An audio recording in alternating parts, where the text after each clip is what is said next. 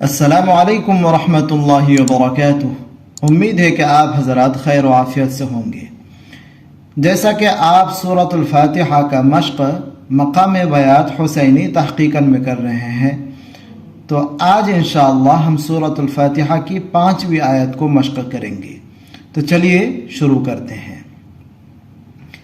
سب سے پہلے اہدنا الصراط المستقیم کو مقام بیات حسینی تحقیقاً میں پڑھنے کے لیے 3 باتوں کا خیال رکھنا ضروری ہے۔ نمبر 1، اہدنا، آواز بالکل سیدھی رہے گی۔ الصراط، صراط کے را میں آواز بلند کرنا ہے الرحمن کے میم کی طرح۔ نمبر 3، المستقیم کے یا میں 3 اسٹیپس ہے، الرحیم کی طرح۔ الرحیم میں جو اسٹیپس ہے سیم وہی اسٹیپس ہے۔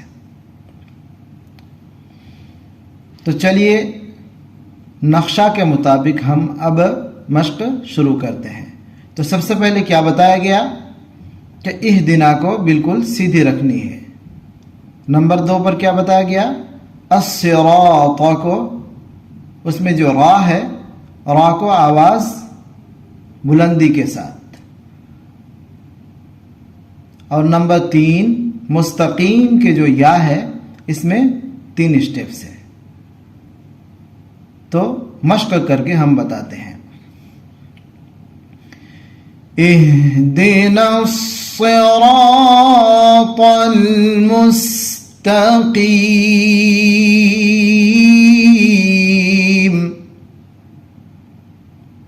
آپ کو یاد ہوگا الرحمن الرحیم میں جو اسٹیپس ہے، یہاں بھی وہی اسٹیپس ہے۔ اہدنا الصراط المستقیم،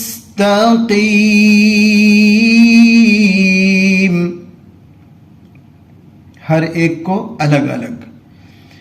اہدنا الصراط المستقیم، اہدنا الصراط المستقیم۔ امید ہے کہ آپ کو یہ مشق سمجھ میں آیا۔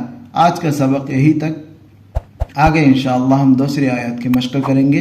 السلام علیکم ورحمۃ اللہ وبرکاتہ۔